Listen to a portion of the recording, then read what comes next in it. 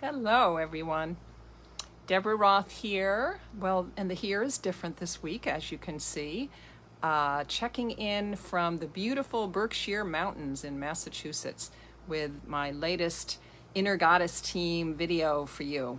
So, little discombobulated, but I'm glad to be here and really encourage you. I don't know. I just came from a busy day at the pool and doing a bunch of wonderful meditations in the woods, which I don't get to do when I'm in the city. And so, excuse me if I'm a little a vacation brain or beach brain, although I'm not at the beach. Mountain brain. It's supposed to be good with all those negative ions, I think. So, this week, our latest foray into the divine feminine, into these representations of the divine feminine, of the goddess in cultures all over the world that I've brought you ongoingly since 2020, since the summer of the pandemic. And this week, I chose a goddess because, and this has happened more than once, when I first research and kind of look ahead and see what goddesses are connected with the season or the time of year or the energy of the year or whatever. I found this one, and she is Arianrhod. She is a Welsh Mother Goddess. And one place that I found, and I can't find it now, said that one of her big festival days was August 15th. And so here we are in the week of August 15th.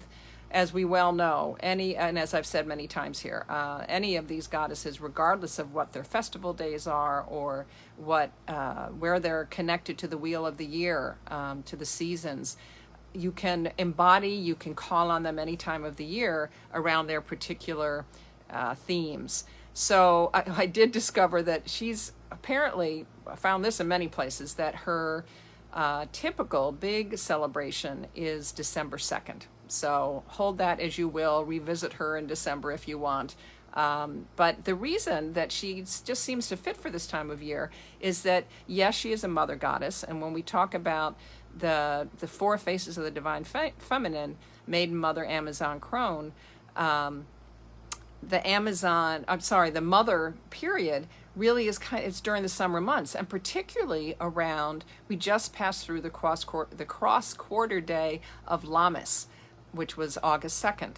And it's very much about the harvest and fertility and, very slowly moving, as we're moving through this whole summer towards the fall equinox, that moment of perfect balance as the sun continues its descent in the northern hemisphere. So this week, and her themes are fertility and harvest, as well as rebirth and the weaving of the cosmic wheel of time and fate. And in fact, our Arianrhod, her name, is translated in one translation to mean the silver wheel, which represents, and I often talk about the wheel of the year here, which simply represents the solstices and the equinoxes and the cross quarter days, the 8 points on the seasonal wheel of the year. So it can certainly be referring to her name as Silver Wheel, can certainly be referring to the ever-turning wheel of the seasons and of karma. But also, apparently, the wheel may also refer to the ore wheel that she carried, upon which she carried on her back the souls of the dead when they died. This is where the rebirth, resurrection energy comes in for her. It's said that she carries them back to her heavenly northern land, the Corona Borealis, which are the stars surrounding the North Star. And there, she and her attendants, one of the beliefs in the Welsh tradition was that she and her attendants would determine their fate before they were to be reincarnated. So because of this weaving connection, spiders are also connected with her. Another reason, snakes, spiders, all those things that we take on as being scary, and yes, granted, some of them are, but it's another reminder for us not to, across the board, have fear around these beings, like the bee. Deborah means bee. I've long had an association as soon as I learned that Deborah means bee, like the buzzing bees, and that bees were considered emissaries of the goddess in ancient times. So welcome spiders as your friends. You don't have to welcome into your bed, but definitely honor them as perhaps another representation of Arianrhod and other weaving goddesses. Ishkel in the Mayan tradition is one that comes to mind. So in Celtic mythology, the Celtic lands, of course, included Wales, Ireland, Scotland. In Celtic mythology, her uncle Math, M-A-T-H, I'm not sure you pronounce the T-H, was under a curse that said he had, this is horrible, who said he had to keep his feet in the lap of a virgin when he was not at war. And the assigned virgin for that, the maiden Gowen, while the king is away at war, at some point is raped. And there's a whole story around this. I'm not going to go into the detail. And in fact, if you're watching this on Instagram or YouTube, I always put links to my resources, and there will be a wonderful one when it goes up on Thursday, whatever Thursday is, the 15th, I think. That can give you just this beautiful, the whole story about Arianrhod and Mop and what happens. So when this virgin is raped, she can know, which in itself is horrible. She's no longer able to fill the role of holding the uncle's feet, and so Arianrhod's brother suggests that she would make a good replacement, and her uncle Mott says, we will test if you are a virgin if you can jump over my magical rod. She jumps over the rod and gives birth, a virgin birth, to Dylan and to what's described as an amorphous blob. And totally humiliated, she is sent off, and she runs away ashamed of it all. And her brother sees this blob and saves it, and turns it into, let's see, she scoops it up, puts it in a magical chest, and turns it into a baby. So I'm not going to go into the whole mythology because it's frankly kind of ugly, and I know that there's got to be a feminist version of it, but in all of my research around it, it didn't come through. So please, those of you that have watched here and how some of these early patriarchal societies, when they took over the goddess religions, they really demonized a lot of this going on.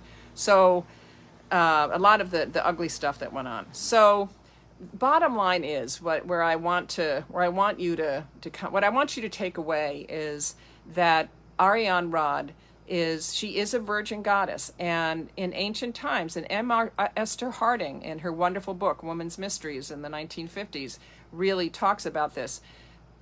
A virgin at that point meant woman who was one unto herself, not that she was celibate, but that she chose who she would lie with. So in that regard, there's a certain strength in that choice, and there's a strength. I realized I hadn't showed you the two pictures that I actually did have of her. This is her in her role. She is a full moon goddess, and we're approaching a full moon next Monday, the 19th. This is one of Arianrhod in her holding this silver wheel, holding the wheel of the year, holding the cosmic wheel, the wheel of karma. And so she's one that you can call on when you want to connect with your ancestors, when you when you need to let go of your past. She's part of being the one of the monitors of the wheel of fate, the wheel of karma, is that it allows us to let go of things from the past so that we can be born anew. And if you're ready, because she's also the goddess of rebirth. So if it's time to let go, if you want to call on the ancients to guide you in your journey of letting go so that you can be reborn anew, she's certainly the one to call on. And as I said, to embrace that powerful, independent energy of the virgin in her original definition, woman who is one unto herself. So I invite you to go to my YouTube channel. It will be posted in a couple days on the 15th, and I really encourage you to read the whole one of the sites that I found was just a really beautiful rendition of the whole myth, which I've only touched on, of her betrayal and likewise of her strength and independence. So I want to share with you before we go, and I've only done it once before, years ago. This is a beautiful chant, very short, as they all are really, that really speaks to stepping into your virgin self, stepping into your independent, sovereign self, woman who is one unto herself. And it goes like this. Belonging to no one but to myself, belonging to no one but to myself, belonging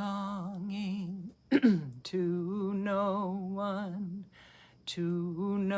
one but to myself. So I invite you to take that with you as you continue on your karmic wheel, as you remember and as you really embrace your own deep connection to your own inner wisdom, the wisdom of your ancestors, and prepare to let go of what you need to shed so you can step into that, your full essence. Thanks for being with me, and see you again soon. Bye from the Berkshires.